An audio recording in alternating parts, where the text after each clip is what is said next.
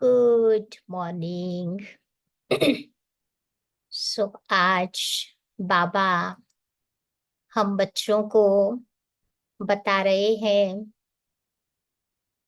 कि किस प्रकार से हमें अपने जीवन में ईश्वरीय रस, एक रस अवस्था का अनुभव करना है। क्योंकि कई बार आपने ये शब्द सुना होगा कि ईश्वरीय रस, एक रस स्थिति का रस। तो उसका अनुभव करने के लिए आज बाबा हम बच्चों को 9 बातें पक्की करा रहे हैं। 9 प्रकार के रस का अनुभव करना होगा, तब जाकर के सच्चे ईश्वरीय रस का अनुभव होगा। पहली बात बाबा कह रहे हैं कि ब्राह्मण जीवन में बाबा हम बच्चों को अति इंद्रिय सुख के रस का अनुभव कराता है, जो इन इंद्रियों से परे है, जिसका गायन है भागवत में गोप गोपिकाओं के रूप में। वही गोप गोपियां जो संगम की यादगार है, हम बाबा के बच्चे हैं जो अपने जीवन में बाबा की याद के द्वारा ऐसा अति इंद्रिय सुख का अनुभव बाबा की मुरली के द्वारा, बाबा की याद के द्वारा हम अपने जीवन में करते थे। तो अपने आप को गोपी वल्लभ की गोप गोपियां समझने से बाबा कहते ऐसे अति इंद्रिय सुख के रस का अनुभव आत्मा करती रहेगी। दूसरा बाबा कहते हैं अलौकिक खुशी का रस, क्योंकि ब्राह्मण बनना ही खुशी का अनुभव करना है, क्योंकि खुशी ही तो ब्राह्मण जीवन का श्वास है ना। बाबा कहते अगर शरीर में श्वास नहीं तो वो ब्राह्मण जीवन नहीं है। तो ब्राह्मण तभी बन सकते हैं जब जीवन में खुशी का अनुभव निरंतर होता रहे। और ऐसी खुशी ही बाबा कहते हैं हमारे शरीर के लिए एक पेन किलर का काम करती है। कोई भी प्रकार का दुख दर्द खुशी के कारण वो चला जाएगा। ऐसी खुशी ही हमें अपने जीवन में सब प्रकार के स्ट्रेस से, तनाव से मुक्त कर देती है। क्योंकि बाबा कहते ब्राह्मण बाबा का जो बच्चा है बहुत फ्लेक्सिबल होता है। जैसा समय, जैसी परिस्थिति, जैसे लोग, जैसा वातावरण, जैसा प्रकृति का नेचर, उस प्रकार से वो अपने आप को ढाल लेता है, जिस कारण उसको अपने जीवन में कोई प्रकार के स्ट्रेस का अनुभव नहीं होता। तो बाबा हम बच्चों को ऐसी खुशी का अनुभव करने के लिए कहता है। और ऐसी जब खुशी का रस जीवन में मिल जाता है तो बाबा कहते हमारे संबंधों में भी सुधार आ जाता है, संबंध हमारे इम्प्रूव हो जाते हैं, अच्छे बन जाते हैं। तो ये हो गया खुशी का रस। फिर बाबा कहते हैं परम संतोष के रस का भी अनुभव करना है, क्योंकि संतुष्टता ब्राह्मण जीवन का बहुत ही महत्व का गुण है। तो बाबा कहते सबसे पहले तो मुझे खुद से संतुष्ट रहना है, फिर बाबा से भी संतुष्ट रहना है, और ब्राह्मण परिवार के साथ भी संतुष्ट रहना है। तो ऐसा संतुष्ट बड़ी जब बन जाते हैं तब बाबा कहते हैं ये संतुष्टता के रस का अनुभव होगा। फिर बाबा कहते हैं कि प्रभु प्रेम के रस का भी अनुभव करना है। क्योंकि बाबा का प्यार ही तो मैजिक है ना। दुनिया में भी बताते हैं कि सच्चा प्यार किसको कहते हैं। कहते 4 प्रकार का होता है। एक होता है फिजिकल लव, जहां शरीरों का मिलन है। एक है इमोशनल लव, भावनात्मक प्यार, जहां पर दिलों का मिलन होता है। तीसरा है मेंटल लव, मानसिक तौर पर एक प्यार का अनुभव करो। जैसे लैला मजनू, जूलियट, रोमियो, ये सारे उदाहरण है ना। तो वो बाबा कहते दिमागों का मिलन हो जाता है उसमें। और चौथा होता है स्पिरिचुअल लव, रूहानी प्यार। ये है आत्माओं का आत्माओं से मिलन, आत्माओं का परमात्मा से मिलन।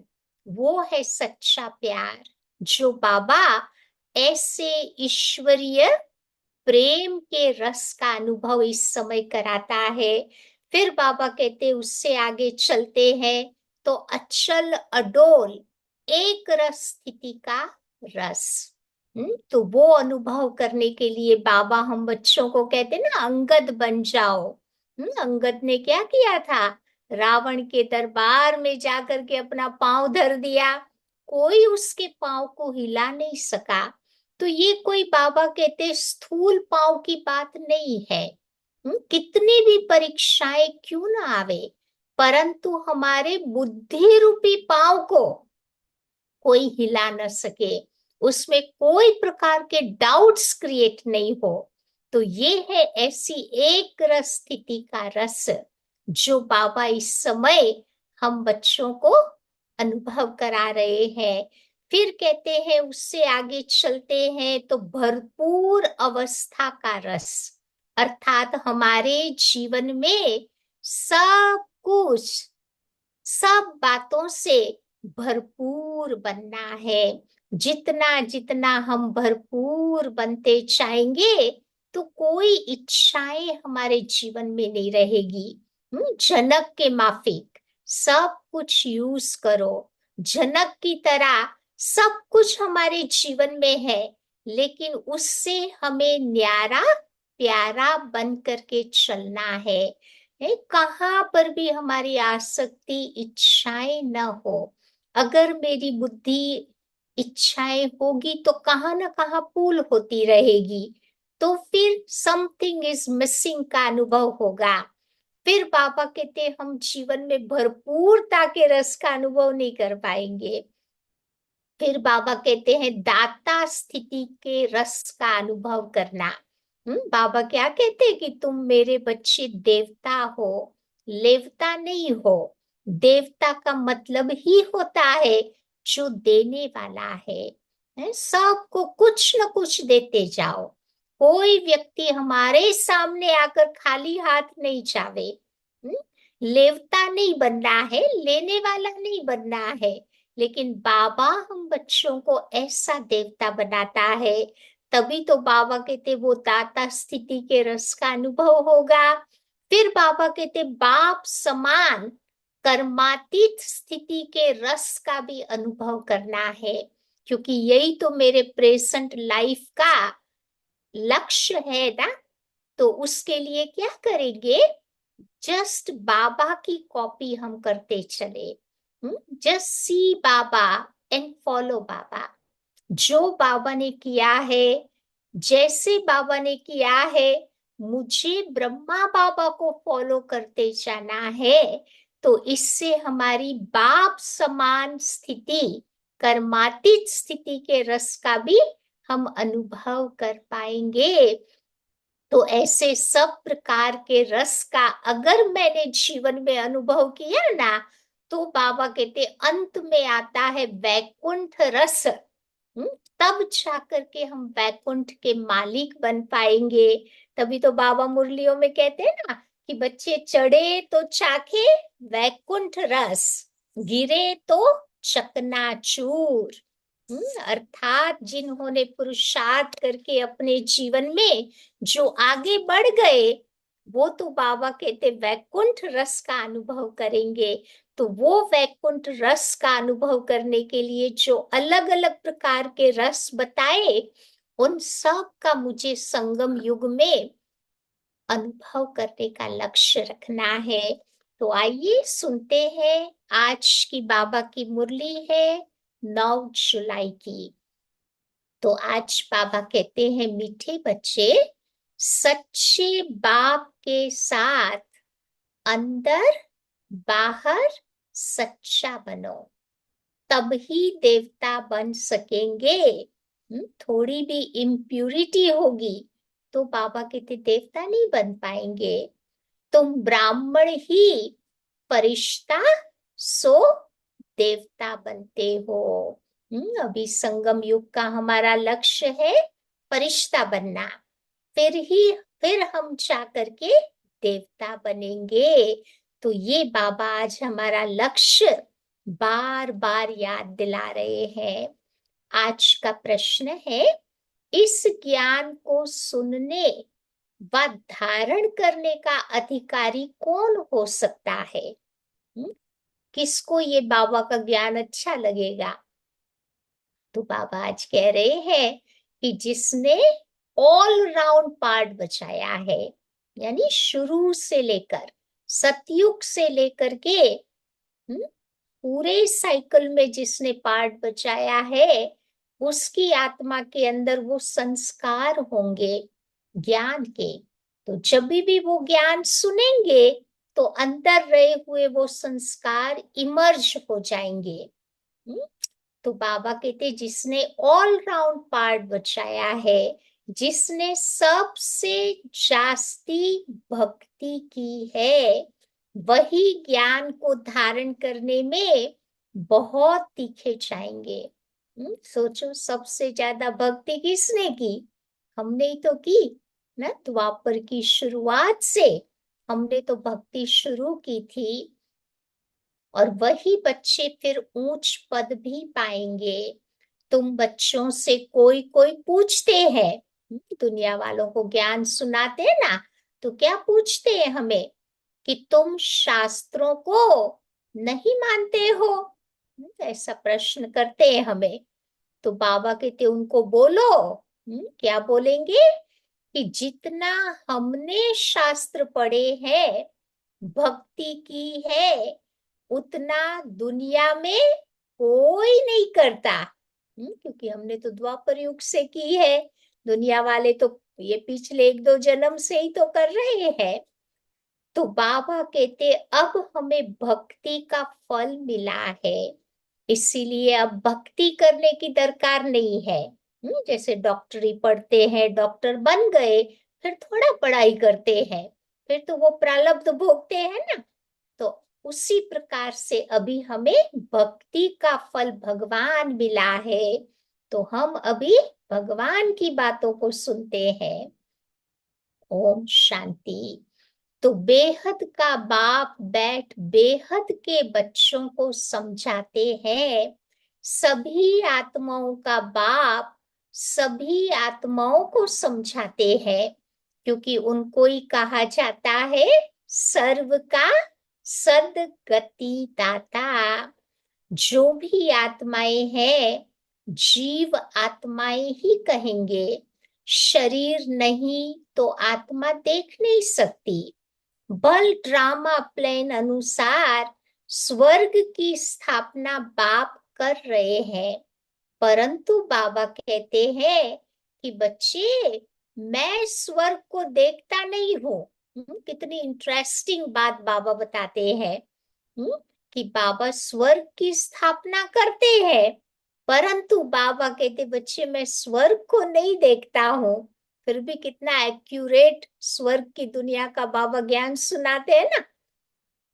अब जिन्हों के लिए है वही तो स्वर्ग को देख सकते हैं ना। हम तो खुद स्वर्ग में जाते हैं, पार्ट प्ले करते हैं, फिर भी हमें उतना बाबा कहते वो ज्ञान नहीं होता स्वर्ग का, जो बाबा आकर के अभी एक्यूरेटली समझाते हैं। तुमको पढ़ाकर मैं तो कोई शरीर धारण करता नहीं हूँ, तो बिगर शरीर कैसे देख सकूंगा? बाबा को स्वर्ग को देखने के लिए शरीर चाहिए ना, तो बिगर शरीर बाबा उसको कैसे देखेगा? ऐसे नहीं कि मैं जहां तहां मौजूद हूँ सब कुछ देखते हैं, नहीं। बाप तो सिर्फ देखते हैं, किसको बाबा देखते हैं? सिर्फ तुम बच्चों को, जिनको मैं फूल बनाकर याद की यात्रा सिखलाते हैं। तो ये योग अक्षर है, वो है भक्ति मार्ग का। तो ज्ञान देने वाला एक ही ज्ञान सागर है, उनको ही कहा जाता है सत गुरु। बाकी तो सब है गुरु। सच बोलने वाला, सच खंड स्थापन करने वाला, वही तो एक है। तो यही भारत सच खंड था। वहां पर सब देवी देवताएं निवास करते थे। तुम अभी मनुष्य से देवता बन रहे हो। तो बच्चों को समझाते हैं कि सच्चे बाबा के साथ अंदर बाहर सच्चा बनना है। जो अंदर में है सो बाहर में। डबल व्यक्तित्व नहीं। नहीं, वो हमारे में कहावत है ना, मुख में राम बगल में छुरी वाला व्यक्तित्व नहीं, परंतु जो अंदर सो बाहर। तो पहले तो देखो कदम कदम पर झूठ था, वो सब छोड़ना पड़े। अगर स्वर्ग में ऊंच पद पाना चाहते हो तो कंडीशन है यहाँ पर। अगर ऊंचा पद चाहिए तो बाबा कहते झूठी बातें छोड़नी पड़े। बल स्वर्ग में तो बहुत चाहेंगे, परंतु बाबा को जानकर भी विकर्मों का विनाश नहीं किया तो फिर सजाएं खाकर हिसाब किताब चुकतू करना पड़ेगा। फिर पद भी बहुत कम मिलेगा। तो ये राजधानी स्थापन हो रही है पुरुषोत्तम संगम युग पर। राजधानी न तो सतयुग में स्थापन हो सकती, न बाबा कहते कलयुग में, क्योंकि बाप सतयुग या कलयुग में तो आते नहीं है। क्योंकि जब बाबा आते हैं ना, तभी तो राजधानी स्थापन होती है। तो बाबा संगम युग में आते हैं। तो इसी युग को ही कहा जाता है पुरुषोत्तम कल्याणकारी युग। इसी में ही बाप आकर के तुम सबका कल्याण करते हैं। कलयुग के बाद सतयुग आना है, इसीलिए संगम युग भी तो जरूर चाहिए ना। बाबा ने बताया है कि बच्चे ये है पतित पुरानी दुनिया। तभी तो गायन है कि दूर देश का रहने वाला आया देश पर आए। तो पराए देश में अपने बच्चे कहाँ से मिलेंगे? पराए देश में फिर पराए ही बच्चे मिलते हैं। तो उन्हों को अच्छी रीति बाबा समझाते हैं। ये रावण का देश है ना, बाबा का देश नहीं है। पराए देश में बाबा आकर के समझाते हैं कि मैं किस में प्रवेश करता हूँ। बाबा अपना परिचय भी देते हैं और जिनमें प्रवेश करता हूँ उनको भी समझाता हूँ कि ये तुम्हारे बहुत जन्मों के अंत का जन्म है। बाबा हमें भी बताते, तो साथ साथ ब्रह्मा बाबा को भी ये ज्ञान सुनाते। तो कितना क्लियर है। अभी तुम यहाँ पुरुषार्थी हो, संपूर्ण पवित्र नहीं। संपूर्ण पवित्र को फरिश्ता कहा जाता। जो पवित्र नहीं उनको फिर पतित कहेंगे। फरिश्ता बनने के बाद तुम बच्चे देवता बनते हो। तो सूक्ष्म वतन में तुम संपूर्ण फरिश्ता देखते हो, उन्हों को फरिश्ता कहा जाता। तो बाबा समझाते हैं कि बच्चे एक अल्फ को ही याद करना है। अल्फ माना एक भगवान को ही याद करना है। अल्फ माना बाबा, उनको अल्लाह भी कहते हैं। मुसलमान भाई बहने भगवान को अल्लाह भी कहते हैं। तो बच्चे समझ गए हैं कि बाप से वर्षा मिलता है। स्वर्ग कैसे रचते हैं? तो याद की यात्रा और ज्ञान से। भक्ति में ज्ञान तो होता नहीं है, कोई लक्ष्य भी नहीं होता। भक्ति में न कोई ज्ञान माना क्लियर अंडरस्टैंडिंग होती, तो ज्ञान सिर्फ एक बाबा ही देते हैं ब्राह्मणों को, तभी तो ब्राह्मणों को कहा जाता है चोटी, सबसे ऊंचे ते ऊंचे ब्राह्मण है। अभी तुम ब्राह्मण हो, फिर बाजोली खेलेंगे, समरसॉल्ट, फिर ब्राह्मण से सतयुग में देवता बनेंगे, त्रेता में क्षत्रिय, फिर द्वापर में वैश्य और कलयुग में शूद्र। तो ब्राह्मण देवता क्षत्रिय इसको कहा जाता है। तो बाबा कहते उनके विराट रूप के चित्र में ब्राह्मणों को नहीं दिखाया है। दुनिया का जो चित्र है उसमें ब्राह्मणों को गुम कर दिया है। तो बाप ब्रह्मा तन में आते हैं, ये तो कोई जानता नहीं। ब्राह्मण कुल ही सर्वोत्तम कुल है। जबकि बाबा करके तुम बच्चों को पढ़ाते हैं, अब बाबा शूद्रों को तो नहीं पढ़ाएंगे। पहले हम ही शूद्र थे ना, बाबा ने हमें ब्राह्मण बनाया, तो ब्राह्मणों को ही पढ़ाते हैं। पढ़ाने में टाइम भी लगता है, राजधानी स्थापन होती है। तुम ऊंचते ऊंच पुरुषोत्तम बनो। अब नई दुनिया कौन रचेगा? बाबा ही तो रचेगा। तभी तो भगवान को क्या कहते? Heavenly God father. वही तो आकर के हेवन बनाता है ना। तो ये बातें तुम भूलो मत। माया तुमको भुला देती है, क्योंकि माया का तो यही तो धंधा है। हमको बाबा याद दिलाता है कितनी सारी बातें, और माया आकर के फिर सब बातें भुला देती है। ज्ञान में माया इतना इंटरफियर नहीं करती, परंतु याद में करती है। बार बार कहाँ कहाँ हमारा बुद्धि योग भटकता रहता है ना, तो ये माया करवाती है। तो आत्मा में बहुत किचड़ा भरा हुआ है, और वो किचड़ा बाबा की याद के बिगर साफ नहीं हो सके। योग अक्षर से भी बहुत बच्चे मूंझते हैं, कहते हैं कि बाबा हमारा योग नहीं लगता। इसलिए बाबा कहते योग शब्द भक्ति मार्ग का है, योग योग नहीं बोलना है, वो भारी कर देता है। उसकी जगह याद शब्द यूज करे। कहते हैं बाबा हमारा योग नहीं लगता। वास्तव में बाबा कहते हैं कि ये योग अक्षर उन हठ योगियों का है। सन्यासी भी तो कहते हैं ना कि ब्रह्म से योग लगाना है। अब ब्रह्म तत्व तो बहुत बड़ा लंबा चौड़ा है। ब्रह्म तत्व माना परम धाम, जो आत्मा का घर है, इतना लंबा चौड़ा है ना। जैसे आकाश में स्टार्स देखने में आते हैं, वैसे वहां भी छोटे छोटे स्टार मिसल आत्माएं हैं। परम धाम में आत्माएं छोटे छोटे स्टार के मिसल है। वो है आसमान से पार, जहां सूर्य चांद की कोई रोशनी नहीं है।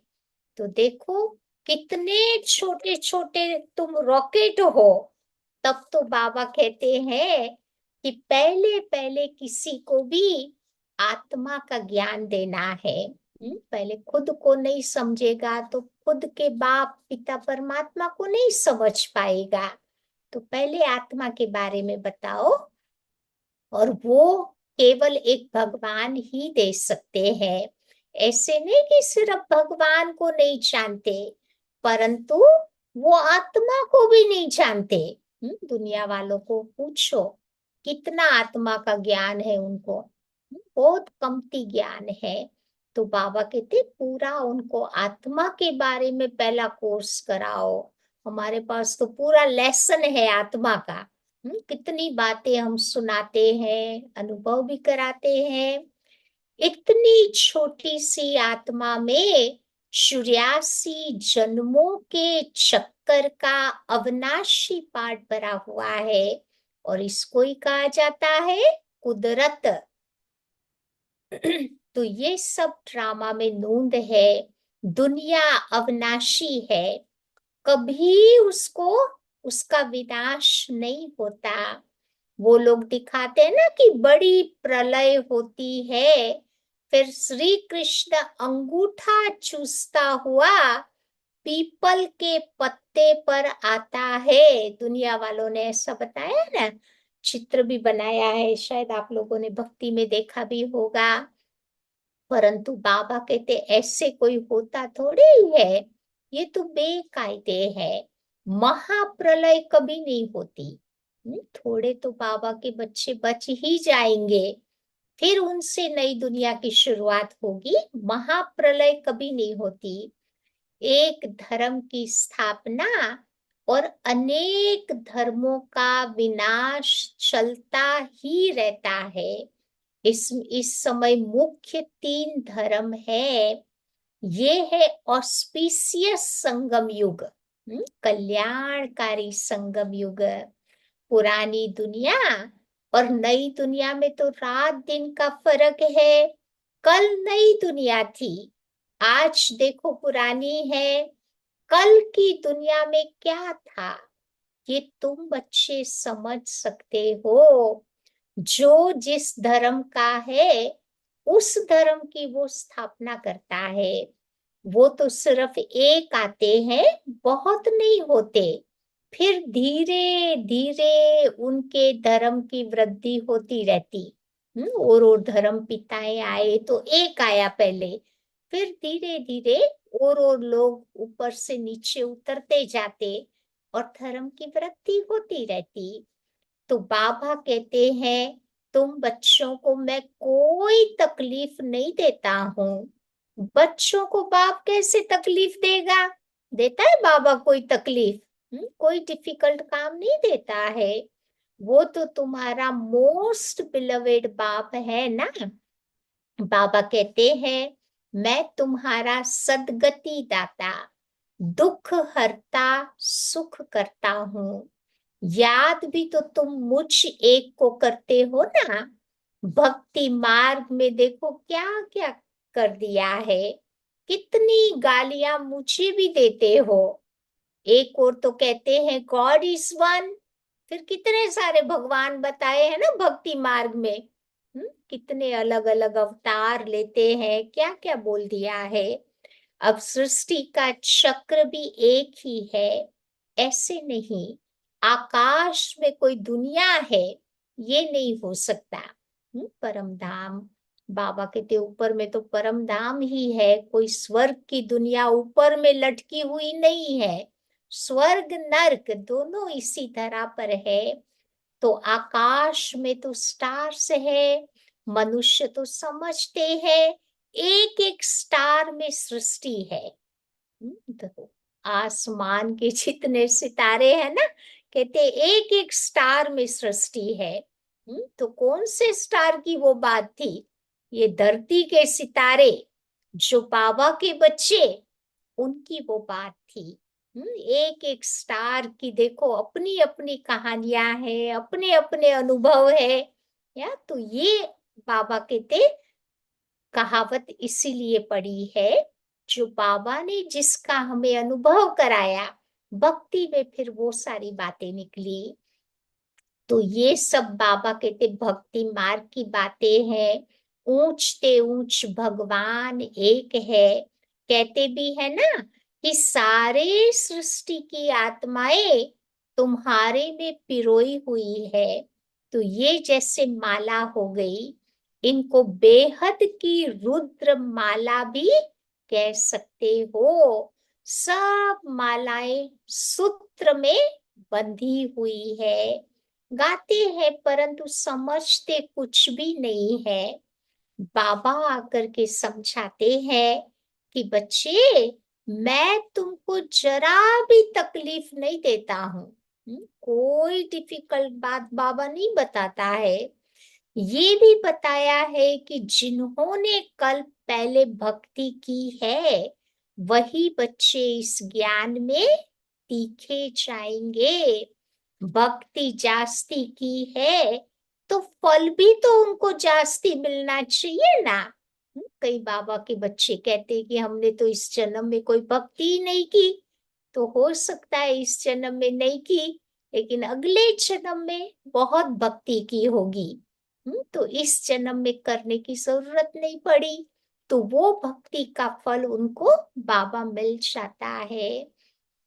तो भक्ति का फल भगवान देते हैं, वो है ज्ञान का सागर। तो जरूर ज्ञान से ही फल देंगे ना। भक्ति के फल का किसी को भी पता नहीं है। भक्ति का फल है ज्ञान, जिससे तुम्हें सुख का वर्षा मिलता है।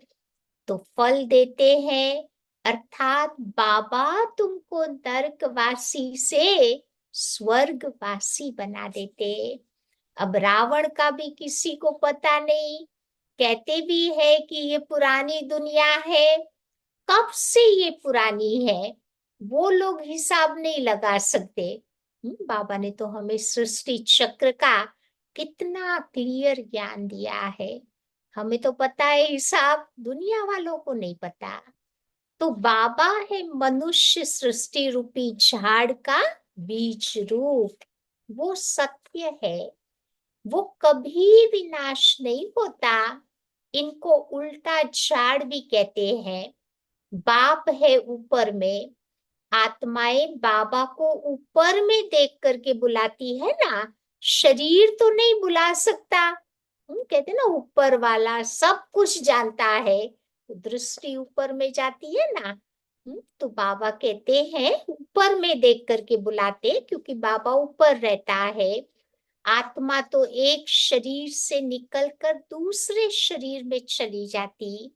आत्मा न घटती है न बढ़ती है, न कभी मृत्यु को पाती है। तो बाबा कहते बच्चे ये खेल बना हुआ है। सारे खेल के आदि मध्य अंत का राज बाबा ने बताया है। आस्तिक भी बनाया है, ये भी बताया है कि इन लक्ष्मी नारायण में ये ज्ञान नहीं है। वहां तो आस्तिक नास्तिक का पता ही नहीं रहता। इस समय बाबा तुम बच्चों को अर्थ समझाते हैं। नास्तिक उसको कहा जाता। नास्तिक किसको कहेंगे? हम्म तो बाबा डेफिनेशन बताते हुए कहते हैं कि जो न बाबा को जानता, न रचना के आदि मध्य अंत को, और न ड्यूरेशन को जानता। न बाबा को जानता, न सृष्टि चक्र का जिसके पास ज्ञान है। इस समय तुम बच्चे आस्तिक बने हो, ये सब बातें वो तो जानते नहीं। जो बात एक सेकंड में होती है वो फिर दूसरे सेकंड में नहीं होती। तो ड्रामा में देखो टिक टिक होती रहती है। जो पास्ट हुआ चक्र फिरता जाएगा। जैसे बाइस्कोप में होता है ना, मूवीज में देखते हैं ना, 2 घंटे या 3 घंटे के बाद फिर वही का वही बाइस्कोप हूबहू रिपीट होगा।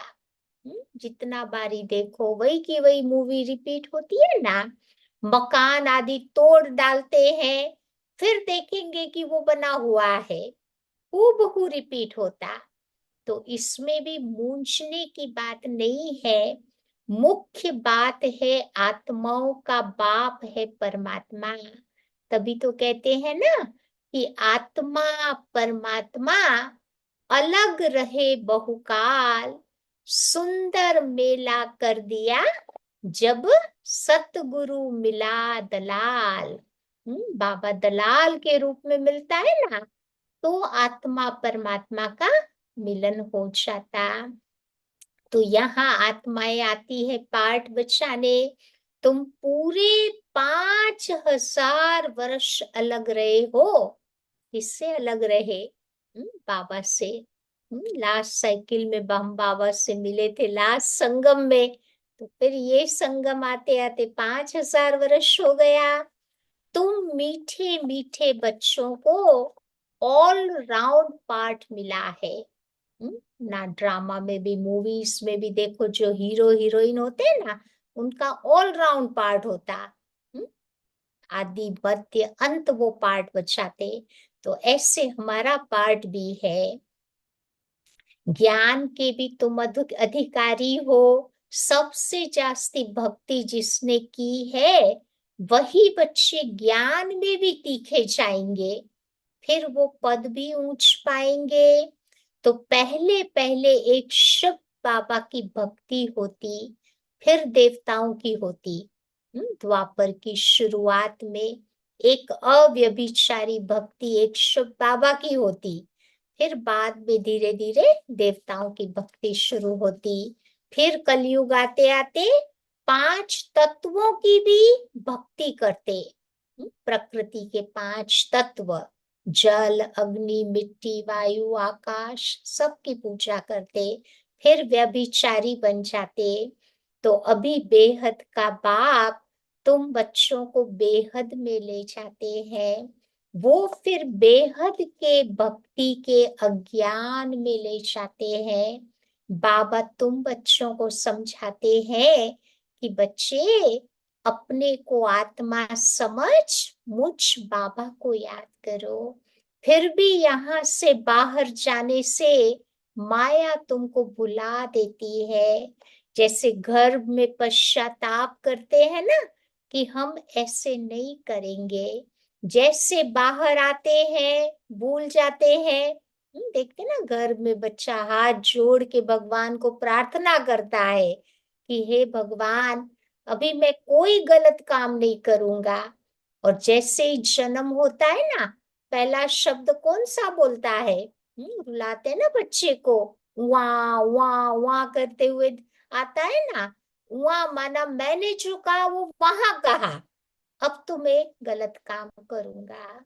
तो यहाँ पर भी ऐसे ही है, बाहर जाने से भूल जाते हैं। तभी तो बाबा कहते बच्चे ये भूल और अभूल का खेल है। अभी तुम बाबा के एडॉप्टेड बच्चे बने हो, शिव बाबा है ना, वो है सब आत्माओं का बेहद का बाबा। बाबा तुम बच्चों के लिए कितना दूर से आते हैं, परम धाम से आते हैं ना। बाबा को आने में इतना टाइम नहीं लगता, 1 सेकंड लगता है। उनका घर है परम धाम। परम धाम से आएंगे तो जरूर बच्चों के लिए सौगात लेकर के आएंगे ना। लौकिक में भी बाप कहाँ जाता है आता है तो बच्चों के लिए कोई ना कोई गिफ्ट लेके आता। तो बाबा भी इतना दूर से इतने सालों के बाद आता, तो हमारे लिए भी गिफ्ट लेकर के आता। कौन सी गिफ्ट लाता बाबा? तो हथेली पर बहिष्ठ सौगात में लेकर के आता है। स्वर्ग की दुनिया लेकर के आता है। कहते हैं कि सेकंड में स्वर्ग की बादशाही लो, सिर्फ बाबा को जानो। सभी आत्माओं का बाप तो वो है ना। वो कहते हैं मैं तुम्हारा बाप हूँ, मैं कैसे आता हूँ ये भी तुमको समझाता हूँ। मुझे भी तो रथ जरूर चाहिए ना। कौन सा रथ? कोई महात्मा का तो रथ वो ले नहीं सकते। मनुष्य कहते हैं तुम ब्रह्मा को भगवान, ब्रह्मा को देवता कहते हो, तो बोलो कि अरे हम कहाँ कहते हैं, वो तो झाड़ के एकदम अंत में खड़ा है, पूरा झाड़ ही तमो प्रधान है, ब्रह्मा भी वहां खड़ा है। तो बहुत जन्मों के अंत का जन्म उसका हुआ ना। बाबा खुद कहते हैं मेरे बहुत जन्मों के अंत के जन्म में जब वानप्रस्थ अवस्था होती तब बाबा आए हैं। बाबा का 60 साल का लाइफ था, उसके बाद शिव बाबा ने प्रवेश किया। जो आकर के उसने धंधा आदि सब छुड़ाया। 60 वर्ष के बाद मनुष्य भक्ति करते हैं, इसलिए भगवान से मिलने के लिए। तो बाबा भी कहते हैं तुम सब मनुष्य मत पर थे, अभी बाबा आकर के तुमको श्रीमत दे रहे हैं। शास्त्र लिखने वाले भी मनुष्य ही है, देवताएं तो नहीं लिखते, न कोई वो पढ़ते हैं। देवताओं को शास्त्रों की जरूरत नहीं होती। सतयुग में कोई शास्त्र नहीं होते, भक्ति वहां नहीं होती। शास्त्रों में सब कर्म कांड आदि लिखा हुआ है, रिचुअल्स, क्या क्या करना चाहिए क्या नहीं करना चाहिए, वो सब शास्त्रों में लिखा है। अब यहाँ वो बात है नहीं। तुम देखते हो बाबा करके ज्ञान देते हैं। भक्ति मार्ग में तो हमने शास्त्र बहुत पढ़े। कोई पूछे कि तुम वेदों शास्त्रों आदि को मानते हो, तो बोलो जो भी मनुष्य मात्र है उनसे ज्यादा तो हम मानते हैं। क्योंकि हम तो द्वापर युग से पढ़ते आए थे ना शास्त्र। सबसे जास्ती हमने भक्ति की और शास्त्र भी पढ़े। लेकिन अभी बाबा कहते हैं कि हम भक्ति को क्या करेंगे, क्योंकि उसका फल मिल गया ना, फिर वो करने की आवश्यकता नहीं। अभी बाबा तो कहते हैं बच्चे, hear no evil, see no evil, talk no evil. तो बाबा कितना सिंपल समझाते हैं, मीठे मीठे बच्चे, तुम अपने को आत्मा निश्चय करो। मैं आत्मा हूँ। तो वो लोग कह देते हैं कि मैं अल्लाह हूँ। बाबा ने कितनी अच्छी बात बताई है कि सोचो बार बार मैं आत्मा हूँ मैं आत्मा हूँ। वो लोग कहते अल्लाह अकबर अल्लाह अकबर। अब तुम बच्चों को शिक्षा मिलती है कि मैं आत्मा हूँ, बाबा का बच्चा हूँ। यही बात ये माया तुम्हें गड़ी ही गड़ी भुला देती है। देह अभिमानी होने से फिर उल्टा काम कर लेते हैं। तो अब बाबा कहते हैं बच्चे, बाबा को भूलो मत, अपना टाइम वेस्ट मत करो।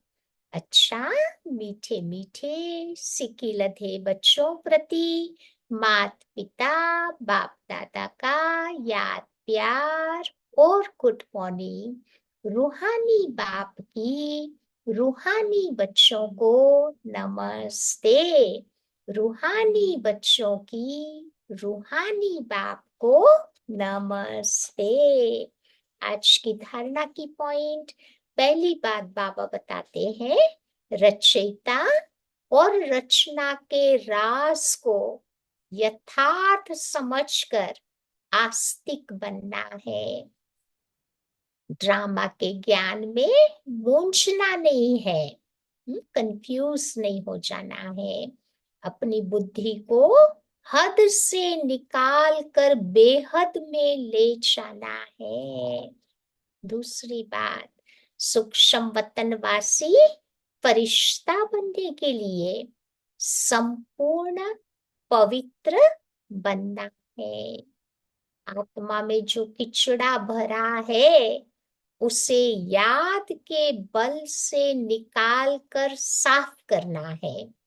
आत्मा जो गंदी हो गई है ना किचड़े के कारण, उससे बाबा कहते, बाबा को याद करके उसको भस्म करना है। आज का वरदान है, ईश्वरीय रस का अनुभव कर एक रस स्थिति में स्थित रहने वाली श्रेष्ठ आत्मा भव। जो बच्चे ईश्वरीय रस का अनुभव कर लेते हैं उनको दुनिया के सब रस फीके लगते हैं। हम्म, कितने प्रकार के, 6 प्रकार के रस बताते हैं ना दुनिया वाले, खट्टा मीठा तूरा। तो बाबा कहते सारे दुनिया के रस फीके लगते हैं। जब है ही एक रस मीठा तो एक ही तरफ अटेंशन जाएगा ना, सहज ही एक तरफ मन लग जाता, मेहनत नहीं लगती। तो बाप का स्नेह, बाप की मदद, बाप का साथ, बाप द्वारा सर्व प्राप्तियां सहज एक रस स्थिति बना देती। तो ऐसी एक रस स्थिति में स्थित रहने वाली आत्माएं श्रेष्ठ है। आज का स्लोगन है, किचड़े को समाकर रतन देना ही मास्टर ज्ञान सागर बनना है। खिचड़े को समाकर खत्म करके रतन देना, ज्ञान रतन देना, अर्थात मास्टर ज्ञान सागर बनना। समझा? तो ये आज की बाबा की मुरली थी। दुनिया के सारे रस को छोड़कर जो एक रस स्थिति का अनुभव करना है।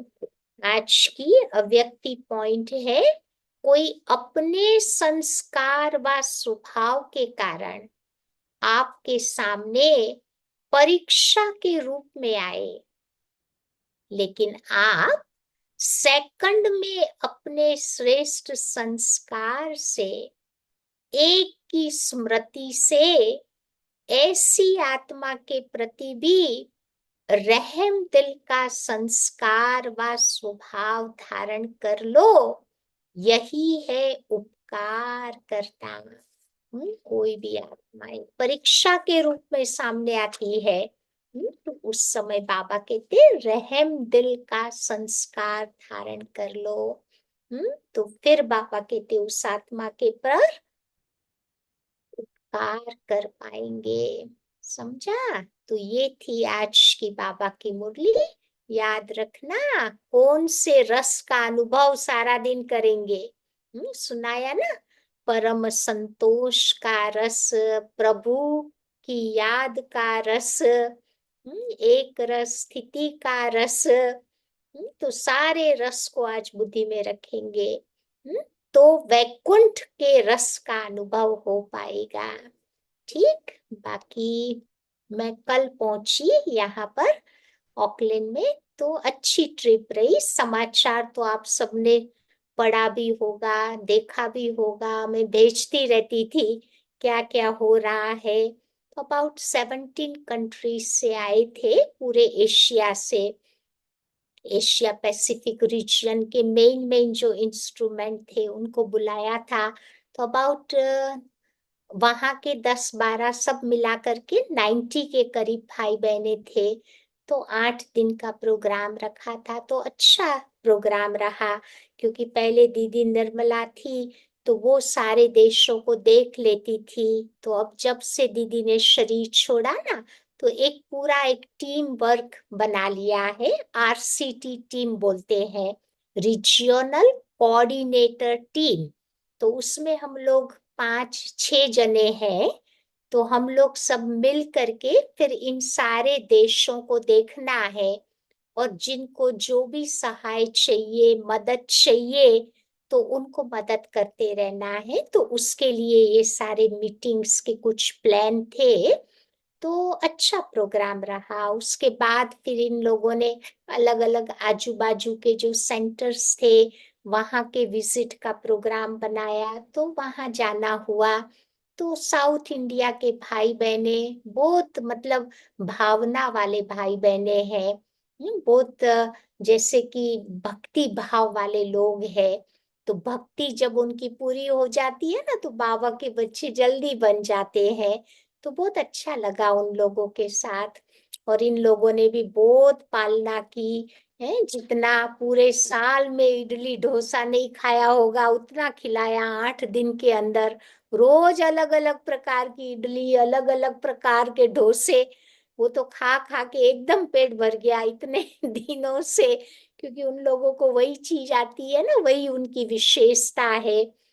तो अच्छा रहा।